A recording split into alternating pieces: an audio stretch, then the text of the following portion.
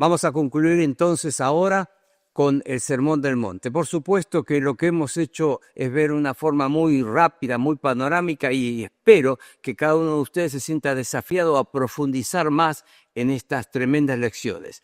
El código del reino. Ese sermón que tiene que ver con las leyes que en primera instancia se van a aplicar literalmente cuando el Señor venga y establezca su reino. Pero hoy, para nosotros que reconocemos el derecho del Señor de gobernar, de reinar sobre nuestras vidas, entonces estas son normas que debemos llevar a la práctica.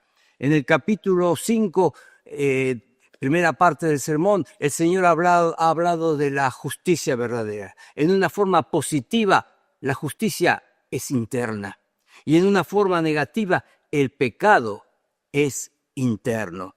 Capítulo 6 hasta el versículo 12 del capítulo 7 hemos visto la práctica de esa justicia en adoración, la relación con Dios, en el manejo de las riquezas, la relación con el mundo, y en el andar, en la relación con los hombres.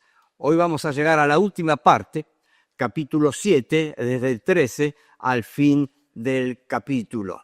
Y aquí vamos a encontrar varios pares. Ustedes pueden observar, versículos 13 y 14, se habla de dos caminos, versículo 15 al 20, los dos árboles, versículo 21 al 23, las dos profesiones, y versículo 24, al fin, los dos constructores. Este método de hacer comparaciones entre dos era algo muy usual en aquellos tiempos entre los maestros judíos y aún los griegos. Y el Señor utiliza algo a lo cual todos están familiarizados para compartir su enseñanza. Y el Señor va a mostrarnos la prueba de la autonegación. Dice el versículo 13, entrad por la puerta estrecha, porque ancha es la puerta, espacioso el camino que lleva a la perdición, y muchos son los que entran por ella, pero porque estrecha es la puerta y angosto el camino que lleva a la vida, y pocos son los que la hallan. La prueba de la autonegación, la decisión de andar por un camino estrecho, privándose, dejando de lado ciertas cosas que no son convenientes y que no tienen que ver con la justicia verdadera. Más adelante, como ya mencionamos, el ejemplo de los dos árboles, la prueba de fructificar. Guardaos de los falsos profetas que vienen a vosotros con vestidos de ovejas, pero por dentro son lobos rapaces. Por sus frutos los conoceréis. ¿Acaso se recogen uva de los espinos o higos de los abrojos? Sabemos que no. Así, todo buen árbol da buenos frutos, pero el árbol malo da frutos malos. No puede el buen árbol dar malos frutos, ni el árbol malo dar buenos frutos buenos. Todo árbol que no da buen fruto es cortado y echado en el fuego, así que por sus frutos los conoceréis. El Señor recalca este concepto. El fruto define la calidad del árbol. La justicia verdadera se demuestra por el andar y por la fructificación que produce nuestra vida. Y llegando a la última parte, la prueba de obedecer su voluntad, dice el versículo 21, no todo el que me dice Señor, Señor, entrará en el reino de los cielos, sino el que hace la voluntad de mi Padre que está en los cielos. Muchos me dirán en aquel día, Señor, Señor, ¿no profetizamos en tu nombre? Y en tu nombre echamos fuera demonios, y en tu nombre hicimos muchos milagros, y entonces les declararé, nunca os conocí, apartados de mí, hacedores de maldad. Concluyendo esto, el Señor va a decir, cualquiera pues que me oye estas palabras y las hace, le compararé. Y ahí viene la última comparación entre el hombre prudente y el hombre necio. La casa construida sobre la roca y la casa construida sobre la arena. El hombre prudente edificó su casa sobre la roca. Descendió lluvia, vinieron ríos, soplaron vientos y golpearon contra aquella casa y no cayó, porque estaba fundada sobre la roca. Pero cualquiera que me oye estas palabras y no las hace, le compararé a un hombre insensato que edificó su casa sobre la arena. Y claro, cuando vino la lluvia, vinieron los vientos, las tormentas, se vino abajo, fue grande su ruina. ¿Por qué? Porque no había fundamento. Aparentemente, las dos casas eran iguales. Sin embargo, había adentro algo que a una le faltaba y que otra la tenía, el fundamento. Una llegaba a estar cimentada sobre la roca, y las pruebas ponen en manifiesto el cimiento en nuestras vidas. Y el Señor va a decir, aquel que tiene un cimiento no solo escuchará, sino que pondrá mis palabras por obra. Cualquiera que oye estas palabras y las hace. Qué tremendo peligro que a veces podemos enfrentar de escuchar, de leer la palabra de Dios y no tener una disposición, una voluntad rendida a cumplir. Así que en este sermón el Señor muestra las leyes sobre las cuales la justicia verdadera está cimentada, y aquí viene el final. No es solamente cuestión de oír, es cuestión de poner en práctica. Llegamos entonces al fin del capítulo, donde dice que cuando terminó Jesús estas palabras, la gente se admiraba de su doctrina porque les enseñaba como quien tiene autoridad y no como los escribas. Para avanzar, vamos a llegar al capítulo 8 y 9, donde nos encontramos con el quinto de los derechos que en la primera parte del Evangelio Mateo va a exponer. Capítulo 1 y 2, el derecho legal. Capítulo 3, el derecho personal. Capítulo 4, el derecho moral.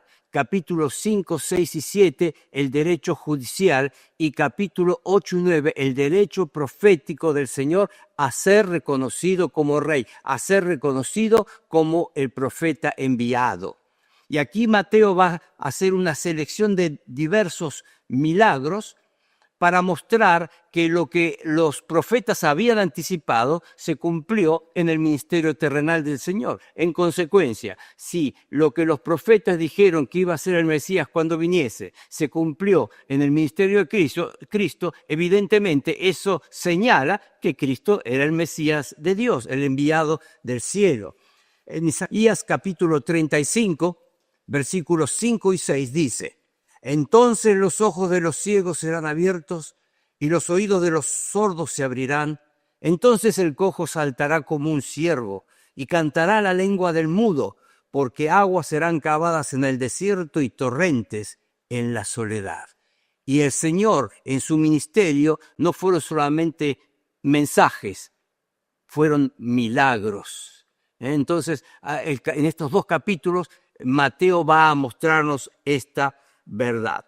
Comienza y vamos a tener una serie de, como les dije, una serie de milagros en estos dos capítulos. Brevemente vamos a verlo.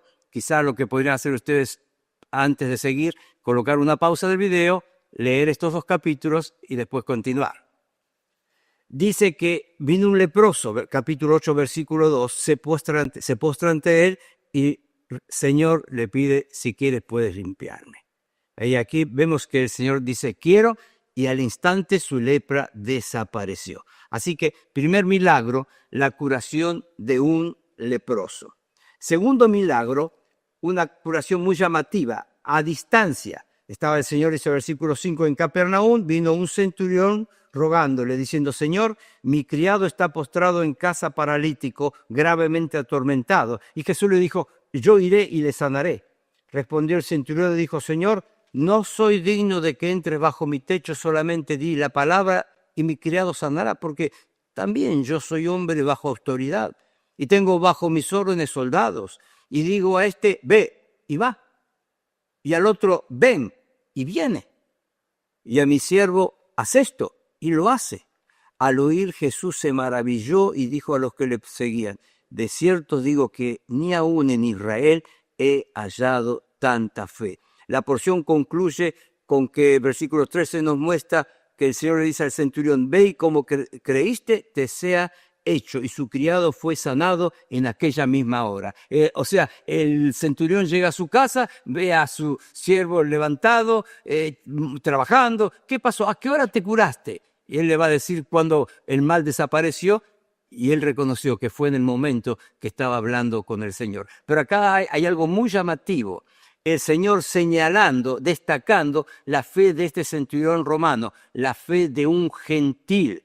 Y realmente si pensamos un poco, podríamos decir, es la segunda vez que Mateo en su escrito nos muestra una actitud diferente de parte de los gentiles en relación a la actitud, a la reacción que tenían los judíos hacia el Señor. Ustedes pueden recordar en el capítulo 2, los magos vinieron, no eran judíos, vinieron buscando al rey de los judíos. Hicieron un viaje largo, costoso, con un montón de dificultades tal vez, pero querían estar donde el rey de los judíos había nacido y adorarle.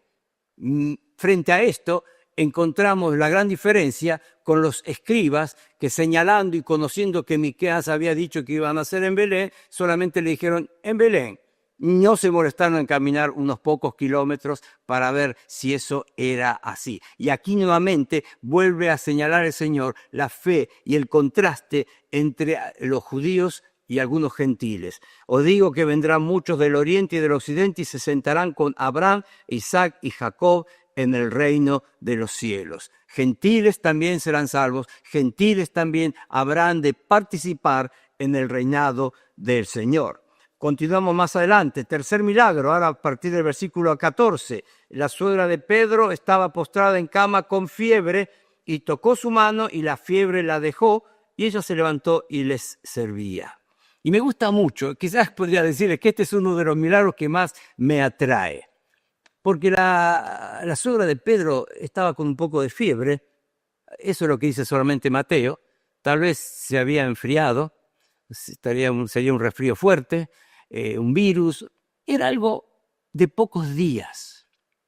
Y me llama la atención, me hace pensar que el Señor podría haber dicho a esta mujer, mira, he curado paralíticos, he hecho hablar a mudos, ciegos han visto, leprosos han sido curados, estoy cansado, lo tuyo es una cuestión que en poquitos días se va a pasar. No, el Señor no actuó así. El Señor estuvo para esas cosas tremendas, esas enfermedades tremendas que azotaban a algunas personas, pero estuvo para esta pequeña cosa que era algo de fiebre, algo de fiebre. Y me gusta pensar en esta gran verdad, es una gran lección para todos nosotros. El Señor no es solo aquel que debe ser el receptáculo de nuestras oraciones ante esas cosas imposibles. Él debe recibir las oraciones sobre esas cosas que no deberíamos erróneamente pensar, yo las puedo manejar. No deberíamos tener en nuestra vida esas cosas imposibles que se las pasamos a Dios y esas cosas sencillas en las cuales yo la puedo manejar sin consultar, sin buscar la dirección de Dios. No debería ser así.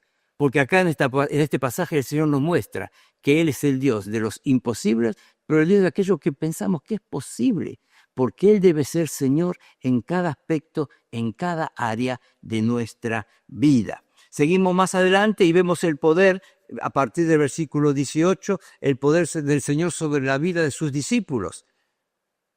Aquel discípulo le dice, te seguiré a donde quiera que vaya. El Señor le dice, la zorra tiene guarida, las aves del cielo nidos, no tengo dónde reclinar mi cabeza. Otro le dijo, permíteme que vaya primero y entierre a mi padre. Y Jesús le dijo, sígueme, deja que los muertos entierren a sus muertos. Tenemos que entender que lo que estaba diciendo este discípulo no es, estoy velando a mi padre, tengo que llevarlo al cementerio, sepultar su cuerpo, y el Señor dice, no lo hagas. No, es una expresión como diciendo, mi padre es muy anciano, me precisa, y yo quiero primero velar y cuidar de él y después te voy a seguir. Bueno, acá no hay conflictos, porque el Señor nos manda a honrar a nuestros padres. Eso debe ser hecho. Es un mandamiento, debe ser hecho. Pero nunca la obediencia a seguir al Señor, nunca el ser discípulo del Señor puede, digamos, de alguna forma condicionarse a este tipo de aspectos o situaciones que en la vida tenemos. Tenemos que aprender a seguir en primer lugar al Señor y también considerar y ver nuestra responsabilidad ante el Señor respecto a nuestros padres. La cuestión que aquí el Señor muestra su autoridad sobre la vida de sus discípulos. Llegamos al versículo 23 y vemos la autoridad del Señor sobre la naturaleza, el mar. Una tremenda tempestad, versículo 24. Dice que era tan grande que las olas cubrían la barca. Y mientras tanto, el Señor estaba allí durmiendo. Sálvanos, que perecemos, le dijeron. Y dijo, ¿por qué teméis, hombres de poca fe? Entonces, levantándose, reprendió a los vientos y al mar, y se hizo grande bonanza, y la gente decía, ¿qué hombre es este que aún los vientos y el mar le obedecen? Un milagro sobre la naturaleza, el viento, el mar. Y Mateo dice, también eso también eso él hizo el Señor. Más adelante, versículo 28, vemos al Señor cruzando a la tierra de Gadara, a la tierra de los Gadarenos, y ese encuentro con endemoniados. 2 endemoniados, dice el versículo 28, eran feroces en gran manera, nadie podía pasar por ese camino a causa de ellos. Así que aquí podemos ver el milagro del Señor sobre los demonios, y aún un milagro de liberación de estos pobres endemoniados. Los demonios le dicen, has venido aquí para atormentarnos antes de tiempo. Ellos saben cuál es el destino, cuál es su fin, y finalmente le ruegan que el Señor les permite entrar a un hato de cerdos. Los hatos de cerdos, conocemos la historia, se precipitan al mar y perecen, y los que estaban, dice el versículo 33, los que apacentaban huyeron y viniendo a la ciudad contaron todas las cosas y los que había pasado con los endemoniados, y toda la ciudad salió al encuentro de Jesús rogándole, y cuando le vieron, le rogaron que se fuera de sus contornos. Qué triste, gadarenos, qué tristes, que valoraron más lo que podía costar ese hato de cerdos que tener la presencia del Hijo de Dios entre ellos. Qué triste. Bueno, y aquí tendríamos que analizar un poquito, ver la historia cuando la tribu de Gad le dijo a Moisés dijo a Josué que querían quedarse de este lado, no cruzar a la tierra prometida. Estar cerca no es lo mismo que estar en el lugar señalado por Dios. Y a través de los siglos vemos aquí a los gadarenos mezclados con los gentiles, y vemos este triste cuadro. Pero Mateo utiliza eso para mostrarnos el poder del Señor sobre los demonios y sobre estos endemoniados. Capítulo 9, vemos el perdón del Señor para un paralítico tendido sobre una cama. Al ver a Jesús la fe de ellos, dijo al paralítico: ten ánimo, hijo, tus pecados te son perdonados. Y en este milagro el Señor va a mostrar su poder sobre la parálisis, pero también su poder sobre el pecado. Claro, aquellos que lo vieron dijeron, bueno, este es un mentiroso. ¿Quién puede comprobar que los pecados han sido perdonados? Les dijo una frase, es incomprobable, habrán pensado. Esto es una blasfemia porque solo Dios puede perdonar pecados. Y entonces el versículo 5 dice, ¿por qué? ¿Qué es más fácil decir? ¿Los pecados te son perdonados? O decir, levántate y anda. Pues para que sepáis que el Hijo del Hombre tiene potestad en la tierra para perdonar pecados, dice entonces al paralítico, levántate, toma tu cama y vete a tu casa. Entonces él se levantó y se fue a su casa, y la gente al verlo se maravillaba y glorificó a Dios, que había dado tal potestad a los hombres. Más adelante, avanzando en nuestro capítulo 9, vemos el Señor y su poder para perdonar a un publicano. Eran muy odiados los publicanos. Y aquí Mateo, al escribir este relato, está dando su propio testimonio. Había allí un hombre llamado Mateo, versículo 9, que estaba sentado al banco de los tributos públicos y le dijo, sígueme. Y se levantó y le siguió. Y es hermosa esa ocasión cuando Mateo, estando a la mesa en la casa, aquí con muchos publicanos y pecadores, eran los amigos de Mateo, eran sus compañeros, eran tan pecadores como él, pero él quiso que ellos escucharan el mensaje que había transformado su vida. Y cuando algunos criticaron que el Señor estaba con esos pecadores, Jesús le dijo, los sanos no tienen necesidad de médicos, sino los enfermos. Entonces el Señor le mostró ese amor, esa pasión que él tenía por alcanzar a los perdidos. Ellos, los fariseos, estaban, felices y tranquilos con su justicia propia. Pero aquí tenemos personas condenados por todos, pero perdonados por el Señor. Al llegar al versículo 18, tenemos aún la evidencia del poder del Señor sobre la misma muerte. Aquí tenemos un hombre principal que se acerca ante él, versículo 18, diciendo, mi hija acaba de morir, mas ven y pon tu mano sobre ella y vivirá. Y se levantó Jesús. Pero en el camino, yendo a ver a esa niña, nos encontramos, o el Señor, mejor dicho, se encuentra con una mujer enferma. 12 años estaba enferma esta mujer, no habían podido curarla, así que sin duda no solo que estaba enferma, sino que estaba empobrecida a causa de todo lo que había gastado para tratar de encontrar alivio, pero ella tenía un pensamiento, versículo 21, si tocare solamente su manto, seré salva. Y el Señor le dice, ten ánimo, hija, tu fe te ha salvado. Y dice que la mujer fue salva desde aquella hora, curando una enfermedad que nadie podía curar. Y al llegar a la casa del principal, estaban ahí los que hacían el alboroto y los lamentos, los lamentadores profesionales, los llorones, y el Señor le dijo, apartaos, porque la niña no está muerta sino duerme. Se burlaban de él, pero dice el 25 que entró, tomó de la mano a la niña y ella se levantó. Versículo 27 al 31 tenemos el poder del Señor sobre la misma oscuridad, porque aquí son 2 ciegos los que reciben la vista. Ten misericordia de nosotros, hijo de David. ¿Creéis que puedo hacer esto? Y ellos dijeron, sí, Señor, conforme a vuestra fe os sea hecho. Y los ojos de ellos fueron abiertos. Después de que estos 2 ciegos reciben la vista, aquí tenemos un mudo. Y podríamos decir el poder del Señor sobre la mudez, pero también sobre los demonios, porque la razón de este problema que este hombre experimentaba era que estaba endemoniado. Y el Señor echa fuera el demonio, el mudo habló y la gente se maravillaba diciendo, nunca se ha visto cosa semejante en Israel.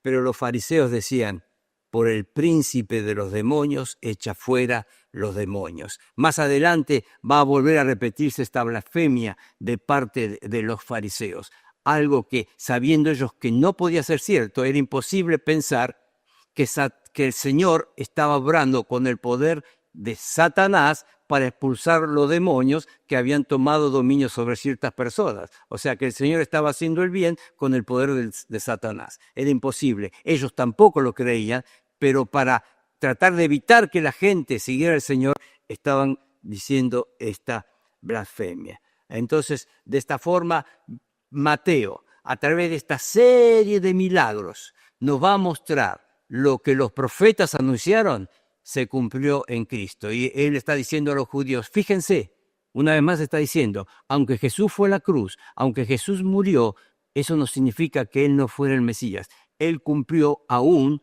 todo lo que los profetas habían anunciado. Así que el 35 nos vuelve a repetir un versículo que está en el capítulo 4. Recorría Jesús todas las ciudades y aldeas, enseñando en la sinagoga de ellos, una escuela sin maestro, predicando el evangelio del reino, una iglesia sin predicador, y sanando toda enfermedad y toda dolencia en el pueblo, un hospital sin médicos.